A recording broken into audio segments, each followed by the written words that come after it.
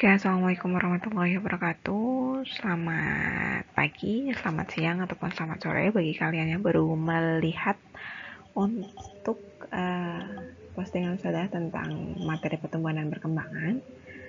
Jadi pada kesempatan hari ini saya akan menjelaskan tentang materi pertama tentang pertumbuhan dan perkembangan. Nah, pada materi ini kita akan belajar tentang perbedaan yang pertama antara pertumbuhan dan perkembangan. Yang pertama adalah tentang pertumbuhan. Pertumbuhan sendiri itu adalah suatu hal yang dapat diukur secara kuantitatif karena mudah diamati. Sebagai contoh, misal adalah dengan adanya pertambahan tinggi yang awalnya pada saat kalian lahir pertama kali di kisaran 50 cm, tapi sekarang sudah mencapai 170 cm. Itu kan jelas ya, ada perbedaan angka yang terlihat secara kuantitatif. Kemudian yang kedua adalah adanya perubahan jumlah dan ukuran. Betul. Jadi selain ada tinggi badan, itu juga kadang bisa dilihat dari berat badan. Itu kalau pada hewan dan manusia. Kalau pada tumbuhan bisa dilihat dengan adanya pertambahan jumlah ranting atau perpanjangan jumlah ranting yang ada pada tumbuhan itu sendiri. Atau juga diameter dari tanaman. Itu adalah suatu pertumbuhan karena diameter ataupun jumlah cabang ataupun panjang cabang itu dapat diukur dan dihitung. Nah, kemudian pertumbuhan ini biasanya akan dinyatakan dalam bentuk angka, grafik, kemudian ataupun diagram seperti itu ya. Sedangkan perkembangan, kalau perkembangan itu lebih ke kualitas, secara kualitatif karena tidak bisa dinyatakan sebagai nilai atau angka. Seseorang ataupun hewan itu bisa dilihat sebagai berkembang itu biasanya dilihat dari sistem reproduksinya, apakah sudah siap apa belum. Itu untuk hewan dan manusia. Sedangkan kalau pada tumbuhan biasanya dia akan diberikan contoh dengan akan diberikan ciri, maksudnya akan diberikan ciri dengan adanya bunga. Nah, bunga ini sebagai ciri sudah siapnya perkembangan pada tumbuhan yang nantinya dia akan menghasilkan biji untuk proses perkembangbiakannya. Nah, selanjutnya pertumbuhan dan perkembangan pada tanaman. Nah, pertumbuhan dan perkembangan pada tanaman ini bisa dilihat dan dimulai dari adanya perkecambahan. Kalian tahu bahwasanya proses perkecambahan ini dia akan dimulai dengan tumbuhnya si radikula, yaitu bagian akar awal dan plumula. Kalau plumula itu adalah pada bagian batang dan 2 daun awal. Biasanya kalau biji itu ditandai dengan adanya 2 daun awal sebagai awal dari perkecambahan itu ya. Nah, perkecambahan ini baik pada monokotil ataupun dikotil prosesnya hampir sama. Nah, selanjutnya pada pertumbuhan dan perkembangan itu dia dipengaruhi oleh faktor-faktor internal dan faktor eksternal. Kalau faktor internal itu berarti faktor yang ada di dalam biji itu sendiri ataupun pada makhluk hidup itu sendiri. Kalau biji semangka ketika ditanam dia pasti akan berbuah semangka ya, nggak mungkin dia akan berbuah nangka. Pun demikian, nangka ketika ditanam dia tidak mungkin berbuah melon karena gen yang ada di dalam biji tersebut sesuai dengan apa yang akan tumbuh seperti itu. Kemudian faktor internal lainnya berupa apa? Berupa hormon. Hormon-hormon ini adalah hormon-hormon pertumbuhan yang nantinya membantu dalam proses pertumbuhan dari tanaman itu sendiri. Nah, kalau pada hewan maupun manusia bagaimana? Sama. Jadi biasanya faktor internal pada hewan dan manusia itu bisa dilihat seperti bentuk bulunya, bentuk ataupun warna bulu seperti itu kalau pada hewan. Sedangkan kalau pada manusia bisa dilihat apabila orang tuanya itu memiliki kulit yang hitam atau kulit yang putih, kemudian anaknya juga akan memiliki kemungkinan kulitnya hitam ataupun putih seperti itu. Itu adalah faktor internalnya. Kemudian hormon-hormonnya juga yang seperti sudah kalian pelajari di kelas 11, hormon-hormon itu sudah ada ya, seperti hormon testosteron dan lain sebagainya. Kemudian ada lagi enzim ya, enzim ataupun zat-zat yang membantu dalam proses pencernaan kimiawi di dalam tubuh. Kemudian untuk faktor-faktor eksternal ini yaitu faktor-faktor yang mempengaruhi dalam proses pertumbuhan dan perkembangannya ini seperti nutrisi, kemudian air, kemudian suhu, udara dan lain sebagainya. Itu adalah faktor eksternalnya. Hampir sama untuk yang tumbuhan, hewan ataupun manusia. Nah, untuk pertumbuhannya itu sendiri, dia setelah perkecambahan, dia akan mengalami pertumbuhan. Pertumbuhannya itu ada pertumbuhan primer dan pertumbuhan sekunder. Kalau pertumbuhan primer, nah pertumbuhan primer ini biasanya dia dilihat dari meristem. Kalau masih ingat, kita punya banyak meristem ya, ada meristem apikal, meristem lateral, ada meristem interkalar. Nah, pada pertumbuhan primer yang bekerja adalah meristem apikal. Untuk pertumbuhan sekunder ini adalah pertumbuhan yang mana dia fungsinya untuk memperlebar dari suatu tanaman ataupun memperbanyak massa. Nah, memperbanyak massanya itu dia akan bisa dilihat dari diameter tanamannya itu sendiri. Oke, selanjutnya di sini ada beberapa contoh biji-bijian. Yang pertama adalah common bean ataupun biji-biji yang biasanya kita temukan. Contohnya ini pada biji, misal yang paling sering gampang dilihat adalah kacang tanah ya.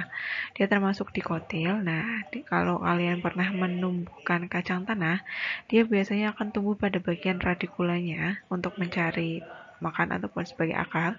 Kemudian plumulanya dan dengan dua daun ini biasanya sebagai awal. Kemudian untuk castor bean ataupun biji jarak, di sini cotyledonnya itu dia lebih panjang ya dibanding dengan cotyledon pada common bean. Di sini dia radikulanya sempit ataupun kecil, namun nantinya dia juga akan berfungsi yang sama untuk mengambil makanan untuk dia proses perkecambahan. Kemudian untuk yang jagung, dia juga memiliki plumula, radikula juga. Kalau di sini endosperm sebagai cadangan makanannya pada jagung dan pada castor bean memiliki endosperm yang lebih banyak, sedangkan dibandingkan dengan si umumnya biji, dia tidak terlihat, walaupun sebenarnya pada bagian cotyledon itu adalah juga berfungsi sebagai zat-zat untuk proses pertumbuhannya ataupun sebagai cadangan makanannya. Oke, perkecambahan biji itu dia dimulai dengan kulit biji yang robek pada ujung mikrofil. Nah, ujung mikrofil itu di mana? Ujung mikrofil itu biasanya pada bagian bawah. Kalau kalian nantinya akan belajar lebih lanjut tentang tanaman itu nanti akan ada mikrofil dan katakalaza. Nah, biasanya untuk proses perkecambahan untuk radikula awal adalah pada bagian mikrofilnya. Kemudian perkecambahan sesungguhnya adalah pertumbuhan embrio yang dimulai kembali setelah penyerapan air atau imibisi. Jadi, kenapa biji-biji yang kering itu dia tidak berkecambah? Karena proses pengeringan itu mengurangi atau mengambil seluruh cadangan air yang ada dalam biji itu untuk proses perkecambahan, sehingga apabila kalian ingin menanam suatu biji, lebih baik merendam biji tersebut beberapa saat sebelum ditanam. Tujuannya apa? Tujuannya adalah untuk imbibisi atau proses masuknya air ke dalam biji. Fungsinya adalah untuk menjadi perangsang zat-zat ataupun koleoptil ataupun kotyledon yang ada di dalam biji. Kemudian macam perkecambahan itu kita mengenal dua macam perkecambahan, ada epikeal dan hipokeal. Kalau epikeal itu berarti dia kotyledon dan ujung pucuk timbul, sementara hipokotil memanjang sebagai akibat pertumbuhan interkalar. Ya, ini biasanya pada tanaman helianthus, ini berarti bunga matahari. Ya, Ricinus communis itu jarak. Ya. Kemudian Phaseolus itu kacang hijau ya. Kemudian untuk yang hipokeal itu berarti si kotyledonnya akan tetap berada di bawah dari tanah. Biasanya hipokotil hanya memanjang sedikit atau tidak sama sekali gitu. Nah, itu untuk gambarannya. Selanjutnya seed germination ataupun perkecambahan pada biji. Kalau kalian lihat di gambar ini adalah gambar dari barley seed ya, barley seed. Sedangkan untuk lettuce seednya itu hanya ditambahkan bagian skematis ini. Jadi nanti silakan kalian menuliskan googling barley seed germination versus lettuce germination. Nantinya kalian akan bisa membaca pengertian ataupun pengetahuan baru tentang perbedaan apa sih yang terjadi ya antara barley dengan si lettuce. Gitu ya. Selanjutnya, jadi tugasnya silahkan hanya membandingkan antara perkecambahan antara biji barley dengan biji lettuce saja ya. Ini nggak usah, nggak apa-apa. Oke? Nah, ini kalau kalian lihat, ini adalah contoh dari tiga perkecambahan yang tadi udah saya sampaikan ya. Ada hipogeal dan epigeal. Nah, ini adalah hipogeal, berarti dia si coleoptile dia akan tumbuh ke atas, kemudian bagian cotyledonnya tetap berada di bawah dari tanah. Sedangkan untuk yang epigeal, jadi dia si cotyledonnya dia akan tumbuh dan ikut ke bagian atas. Itu gambarannya. Selanjutnya ke pertumbuhannya ya. Kalau masih ingat nih pertumbuhan primer, kaitannya dengan meristem apikal. Nah, ini ada meristem pada bagian akar, kalau ini yang pada bagian akar, sedangkan pada ini adalah pada bagian batang. Ini pada pucuk batangnya. Ingat, meristem, jaringan meristem ini mempunyai ciri khasnya adalah sel-selnya mengalami terus-menerus pembelahan ya. Jadi dia akan terus-menerus mengalami pemanjangan. Karena kita tahu juga fungsinya si akar itu adalah untuk mencari zat-zat hara serta air. Jadi dia harus terus-menerus memanjang ya. Sedangkan untuk yang berada di batang, ujung batang, dia fungsinya adalah untuk mempertinggi dari proses pemanjangannya. Seperti itu. Nah, yang terakhir tentang pertumbuhan sekunder. Nah, kalau di pertumbuhan sekunder ini, dia fungsinya adalah untuk memperluas atau memperlebar dari diameter tanaman itu sendiri. Biasanya pertumbuhan sekunder ini dilihat dari pertumbuhan kambiumnya yang nantinya menjadi lingkaran tahunan pada batang tanaman. Seperti itu.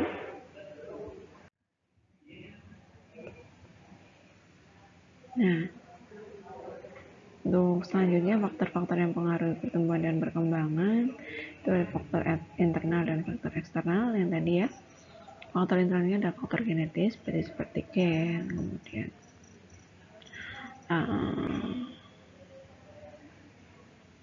gen itu sendiri ya, yang lebih banyak karena dalam gen itu ada banyak kode-kode genetik yang ada di situ. Kemudian ada faktor fisiologis seperti hormon, kemudian juga enzim. Kalau faktor eksternalnya bisa temperatur, suhu cahaya matahari, air, pH, oksigen, dan nutrisi. Begitu ya untuk pertemuan pertama. Semoga bisa dipahami dengan baik. Semoga apa yang sudah sampaikan bisa mudah dipahami dan dimengerti. Terima kasih. Wassalamualaikum warahmatullahi wabarakatuh.